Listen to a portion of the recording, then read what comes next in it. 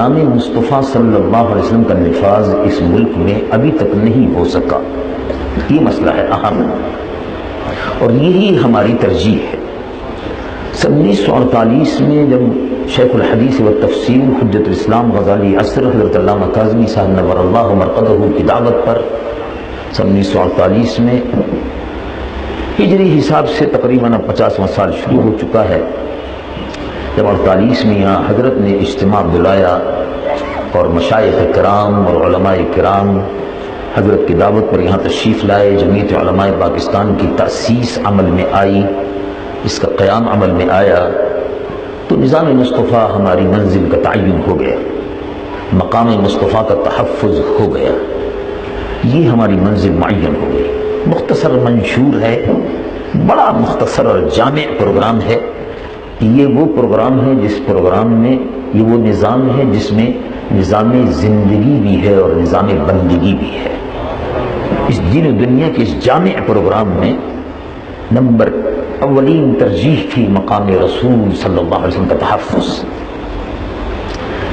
اور ہم یہ سمجھتے ہیں کہ مقام مصطفیٰ صلی اللہ علیہ وسلم کا تحفظ، شرف مصطفیٰ صلی اللہ علیہ وسلم کی عزت و عظمت، اس کو وہ بزرگی حاصل ہے، اس کو وہ شرف حاصل ہے، اس کو وہ مقام حاصل ہے کہ جس مقام کے لیے ہم جیسی کروڑوں جانیں اگر قربان ہو جائیں تو پھر بھی اس مقام کے تحفظ کا حق ادا نہیں ہو سکتا. مقام مصطفیٰ کے تحفظ کے سلسلے میں آپ کی جمعیت علماء پاکستان نے 1973 میں جب دستور بنا اور اس کے بعد قادیانی مسئلے کے سلسلے میں جمعیت علماء پاکستان نے جدوجہد کی، اور الحمدللہ جمعیت علماء پاکستان کی طرف سے اس گناہگار و سیاہکار کو یہ سعادت حاصل ہوئی کہ قادیانیوں کو غیر مسلم اقلیت قرار دینے کا ریزولوشن پیش ہوا. اور الحمدللہ یہ وہ آئینی ترمیم ہے دستور میں کہ جو متفقہ ہے، اور کوئی دستوری ترمیم متفقہ نہیں رہی. 12 ترامیم میں سے کوئی بھی ترمیم متفقہ نہیں، یہ متفقہ تھی جس میں اس وقت کی جماعت مقتدرہ نے اور حزب اختلاف نے مل کر قادیانی کو غیر مسلم اقلیت قرار دیا. اور اس طرح ہم نے تاج و تخت ختم نبوت کے تحفظ کا دستوری طور پر سامان فراہم کر دیا. بعد کے آنے والے دور میں بہت سی چیزیں ایسی ہوتی رہی کہ جن کے لیے مزید کام کرنے کی ضرورت تھی، اور اس پر ہمارا مشن جاری ہے. اور آپ نے دیکھا کہ ہم نے جمعیت علماء پاکستان کو پھر یہ شرف حاصل ہوا کہ جب مغربی طاقتوں نے، جرمنی اور امریکہ نے مل کر یہ دباؤ ڈالنا چاہا کہ لا آف بلیسفیمی، قانون تحفظ ناموس رسالت میں کہتا ہوں توہین رسالت، اس سلسلے میں لا آف بلیسفیمی جو قانون یہاں سے بن چکا تھا 1990 میں، اس میں حکومت نے، جو موجودہ حکومت ہے، اس نے ترمیم کا ارادہ کیا. آپ نے ملاحظہ فرمایا اور میں آپ سب کو مبارکباد دیتا ہوں کہ ملی یکجہتی کونسل کی جانب سے اپیل ہوئی، جمعیت علماء پاکستان نے اس سلسلے میں پہل کی، اور ہم نے پورے ملک سے حضور پر نور صلی اللہ علیہ وسلم کے ناموس کے تحفظ کے لیے، آپ کے شرف اور عظمت کے تحفظ کے لیے، عزت و ناموس کے تحفظ کے لیے لوگوں سے اپیل کی کہ دکانیں بند کرو، ہڑتال کرو، اور حکومت کو اس بات پر مجبور کرو کہ اس قانون میں کسی قسم کی ترمیم نہیں ہونے دی جائے گی. چنانچہ الحمدللہ آپ کی جمعیت علماء پاکستان اس میں پیش تھی. ملک میں دورے ہوئے اور اس کے اثرات یہ تھے کہ الحمدللہ پورے ملک نے اجتماعی طور پر فقید المثال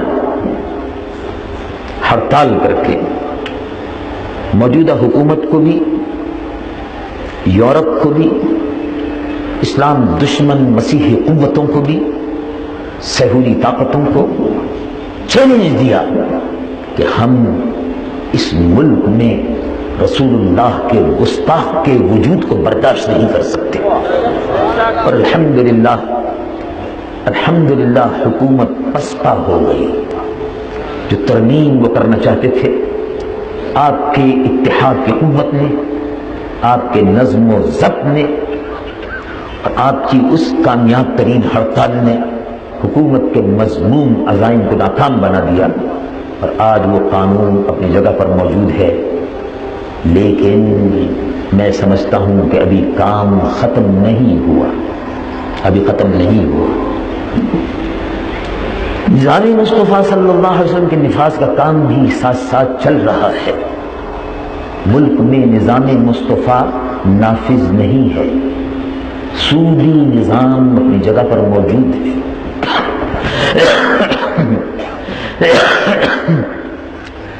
بے حیائی، فحاشی، عریانی کا ایک سیلاب، ثقافت کے نام پر کثافت کا ایک سیلاب آ رہا ہے. ریڈیو اور ٹیلی ویژن موجودہ حکومت کی سرپرستی میں بھارتی مذہبی ثقافت کو، بھجن اور ناچ اور گانوں کو، رقص سرود کو کلچر، پاکستانی کلچر قرار دے کر فروغ دے رہا ہے. پاکستانی کلچر اور ثقافت اگر وہی ہے جو ٹیلی ویژن پر دکھائی جا رہی ہے، تو پھر ہماری محترمہ وزیر اعظم صاحبہ کی تسبیح اور دوپٹہ یہ کون سے کلچر کی ترجمانی کرتا ہے؟ یہ قابل غور ہے. اور ایک عجیب و غریب بات یہ ہے، جزاک اللہ، نعرہ تکبیر اللہ اکبر، نعرہ رسالت یا رسول اللہ. تالی نہ بجائیے، یہ جمیعت علماء پاکستان کا جلسہ ہے. تالیاں عورتیں بجاتی ہیں، مردوں کے ہاتھ. جزاک اللہ، بالکل وقت نہیں ہے اتنا، نعرے نہ لگائیے. وہ کون سا کلچر ہے؟ پاکستان میں جب وہ ہوتی ہیں تو تسبیح بھی ہاتھ میں ہوتی ہے، دوپٹہ بھی سر پر ہوتا ہے. ہم چاہتے ہیں کہ یہی اسلامی ثقافت ہے، لیکن نہیں. وہ ٹیلی ویژن پر امریکہ اور یورپ کی ثقافت دکھائی جاتی ہے، بھارت کی ثقافت دکھائی جاتی ہے. ہم ان سے پوچھنا چاہتے ہیں محترمہ سے کہ جب آپ ایران میں جاتی ہیں تو وہ کون سا کلچر ہے پاکستانی جس کی آپ نمائش کرتی ہیں کہ آدھے سے زیادہ برقع آپ کی زیب تن ہوتا ہے؟ ہم ان سے پوچھنا چاہتے ہیں کہ جب وہ ایران میں ہوتی ہیں تو کچھ اور ہوتی ہیں، جب وہ سعودی عرب میں ہوتی ہیں تو کچھ اور ہوتی ہیں، اور جب وہ واشنگٹن میں ہوتی ہیں تو کچھ اور ہوتی ہیں. یہ تضاد ہے. ہم مسلمان ہیں، ہم منافقت نہیں پسند کرتے. اسلام کا کلچر، اسلام کی تہذیب، اسلامی ثقافت کا نمونہ ہونا چاہیے پاکستان کی وزیر اعظم کو اور پاکستان کے ٹیلی ویژن کو. ٹیلی ویژن اس وقت بالکل وہ ٹیلی ویژن ہے کہ جس کو دیکھ کے شرمائے یہود. وضع میں تم ہو نصارا تو تمدن میں یہود. یہ کیسی وضع ہے کہ جسے دیکھ کے شرمائے یہود؟ یہ ٹیلی ویژن، اس پر مغربی ثقافت کی یہ غار اور کلچر، برہنہ رقص، بے حیائی کے مظاہر، یہ ہماری تہذیب کے آئینہ دار نہیں ہے. ہماری تہذیب شرم و حیا کی تہذیب ہے، اور شرم و حیا اس میں ہوتی ہے جس میں ایمان ہوتا ہے. ہم ٹیلی ویژن کو ایمان والا بنانا چاہتے ہیں، بے ایمان نہیں دیکھنا چاہتے، اس لیے کہ مسلمانوں کا ٹیلی ویژن ہے. اسی کے ساتھ ساتھ موجودہ حکومت نے جو بڑے دعووں کے ساتھ برسر اقتدار آئی تھی، اور وہ کہتی تھی کہ ہم غریبوں کے مسائل کے حل کرنے کے لیے آئے ہیں، کہ میں اس سے پوچھ سکتا ہوں کہ انہوں نے اپنے 4.5 سالہ دور اقتدار میں، آپ سوچتے ہیں کہ 4.5 سالہ، پہلے کے 88 سے لے کے 90 تک اور 93 سے لے کے 96، اس پورے دور کو آپ شمار کر لیجیے، 4.5 سال ہوتے ہیں. اس 4.5 سال کے عرصے میں غریبوں، مزدوروں، فاقہ کشوں، محنت کشوں کی بہتری کے لیے ان کی برتری کے لیے، ان کو سوسائٹی میں اعلیٰ مقام دلانے کے لیے کیا کوئی لیبر پالیسی آج تک دی ہے؟ کوئی لیبر پالیسی نہیں ہے۔ غریبوں اور مزدوروں کے حقوق کا کوئی تحفظ نہیں ہے۔ حکومت نے خود، صدر نے، وزیر اعظم نے اور وزراء نے اپنے لیے تمام مراعات حاصل کر لی۔ اگر مراعات سے محروم کوئی طبقہ ہے تو یہاں کے مزدوروں کا طبقہ ہے، یہاں کے کسانوں کا طبقہ ہے، یہاں کے حاریوں کا طبقہ ہے، مزارعین کا طبقہ ہے، فاقہ کش لوگوں کا طبقہ ہے، غریبوں اور بیواؤں اور یتیموں کا طبقہ ہے جو ہر قسم کی مراعات سے محروم ہے۔ اموال زکوٰۃ کو بیت المال کے نام پر اپنے تصرف میں لے کر اپنے نام نہاد جالوں کے سپرد کر دیا گیا ہے، اور اندھا باٹے شیر نے اپنوں کو دے، اور حلوائی کی دکان پر دادا جی کی فاتحہ ہو رہی ہے۔ یہ مسلمانوں کے مال کا، زکوٰۃ کا، جس کو مستحقین تک پہنچنا چاہیے تھا، بے شمار بیوائیں اور یتیم اور بیوائیں ہیں، غریب ہیں، یتیم ہیں، مسکین ہیں، وہ اس کے مستحق تھے۔ مدارس عربیہ اسلامیہ اس کے مستحق تھے۔ ملک کے اندر بے شمار سماجی ادارے اس کے مستحق تھے، وہ سب محروم ہیں۔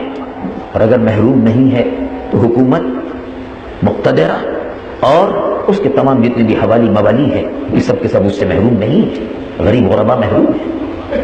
حکومت ملک میں جہاں ایک طرف مہنگائی کو ختم کرنے میں ناکام رہی، بیرونی قرضوں کا بوجھ لاد رہی، وہاں اسی کے ساتھ ساتھ امن و امان کو تہ و بالا کر دیا گیا۔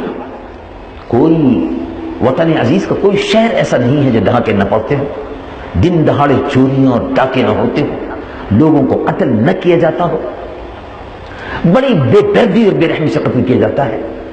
پولیس اور انتظامیہ تماشائی بنی ہوئی ہے۔ پاکستان کو مکمل طور پر پولیس اسٹیٹ میں تبدیل کرنے کی کوششیں ہو رہی ہیں، اس میں ایک حد تک وہ کامیاب بھی ہے۔ کراچی رینجرز اور پولیس کے مظالم کی شکار گاہ ہے، جہاں انہوں نے لوٹ مچا رکھی ہے، ظلم اور تشدد کا وہ رواج ہے کہ جس کا تصور بھی کوئی آدمی ایک جمہوری حکومت میں کر نہیں سکتا۔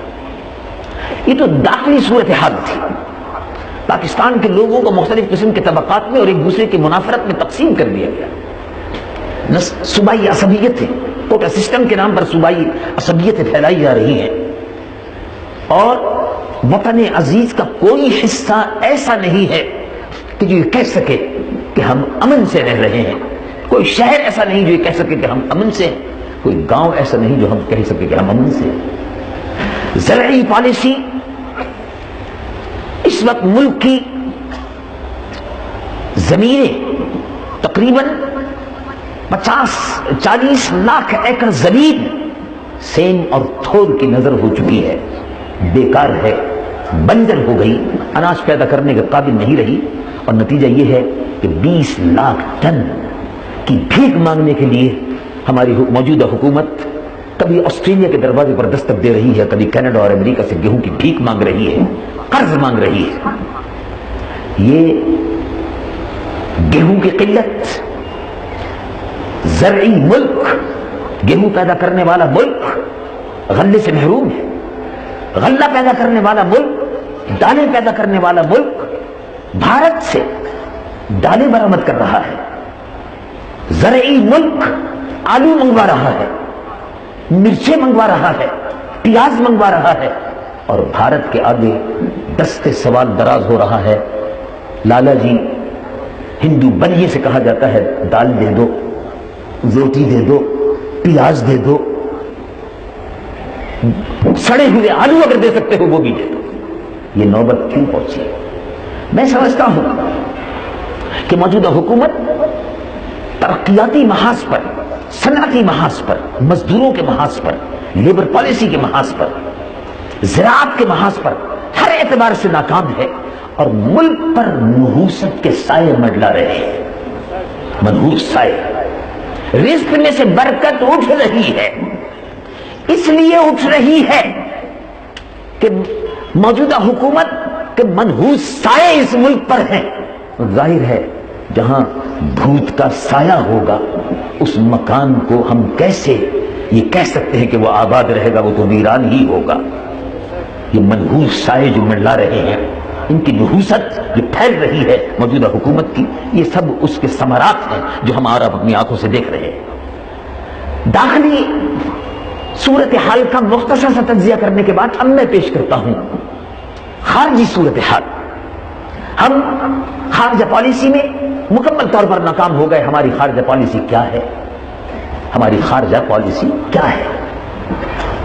ہماری خارجہ پالیسی یہ ہے کہ امریکہ، یورپین مغربی اقوام، صلیبی قوتیں، صہیونی طاقتیں ہم سے، شہریوں کے پروردہ لوگ ہم سے جس سمت میں ہم کو چلانا چاہتے وہی بات ہم سے منوا لیتے ہیں، جیسا وہ کہتے ہیں ہم وہ کرتے ہیں۔ امریکہ آج امریکہ یہ کہتا ہے ہم سے کہ تم ہندوستان کو the most favoured nation declare کرو۔ اس کا کیا مطلب ہے؟ اس کا مطلب یہ ہے کہ انتہائی قابل ترجیح، انتہائی پسندیدہ ملک، انتہائی پسندیدہ قوم، دی موسٹ فیورڈ نیشن، انتہائی پسندیدہ قوم۔ بھارت کو کہو، اب ہم نے بھی کہنا شروع کر دیا، حکومت نے کہنا شروع کر دیا، بھارت ہماری پسندیدہ قوم ہے۔ The most favoured nation is India. Hindustan ہماری پسندیدہ، قابل ترجیح اور محبوب ترین قوم ہے۔ میں پوچھتا ہوں موجودہ حکومت سے کہ اگر ہندوستان اگر اسی طرح سے آپ کے نزدیک محبوب ترین قوم ہے، پسندیدہ قوم ہے، قابل ترجیح قوم ہے، تو پھر آپ سب وہیں چلے جائیے۔ ہمارے نزدیک وہ پسندیدہ نہیں ہے۔ ہم میں محمد بن قاسم کا خون ہے، اور حکومت جو فحاشی اور یعنی اور بے حیائی کا سیلاب ٹیلی ویژن پر لے کر آئی ہے، اس کا مقصد یہ ہے کہ مسلمان قوم کی بہو بیٹیاں ٹیلی ویژن اور ریڈیو پر ناچیں، طاؤس و رباب ان کے ہاتھوں میں ہو، اور اس قوم کی بہو بیٹیاں ناچنے کے بعد وہ اولاد نہ پیدا کر سکے جو آگے چل کر طارق بن زیاد بنے، محمود غزنوی بنے، فاتح ہندوستان محمد بن قاسم بنے۔ وہ نہیں چاہتے کہ ان میں کوئی خالد بن ولید پیدا ہو، وہ نہیں چاہتے، اور اس کے لیے انہوں نے موجودہ حکومت ان کے ایجنٹوں کا کردار ادا کر رہی ہے۔ ہم یہ سمجھتے ہیں کہ اس وقت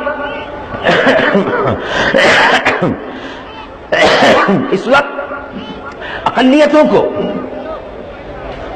بڑے افسوس کی بات ہے کہ آپ کو معلوم ہوتا ہے اس طرح دلچسپی نہیں ہے کہ مضمون کیا بیان ہو رہا ہے، بات کیا ہو رہی ہے، کتنی اہم بات ہے، آپ ادھر ادھر دیکھنے میں مشغول ہو گئے۔ اللہ اللہ، کیسے سادہ لوگ ہیں آپ بھی، اپنے نظم و ضبط کو آپ خود ہی برباد کرتے ہیں۔ رات بھی آپ اپنے نظم و ضبط کو خود ہی ختم کرنے کی کوشش کر رہے تھے۔ ذرا تھوڑا سا بھی نظم و ضبط کا مظاہرہ جسے اب تک ہوا ہے وہ رہنا چاہیے۔ میں کر رہا تھا ہندوستان کی فتح کے ڈنکے بجانے والے شہاب الدین غوری کی نسل یہاں موجود ہے، محمد بن قاسم کی نسل یہاں موجود ہے۔ اسی ملتان میں اس سرزمین کو یہ شرف حاصل ہے کہ محمد بن قاسم کا اور رسول اللہ کے تابعین کا قافلہ یہاں سے گزرا ہے۔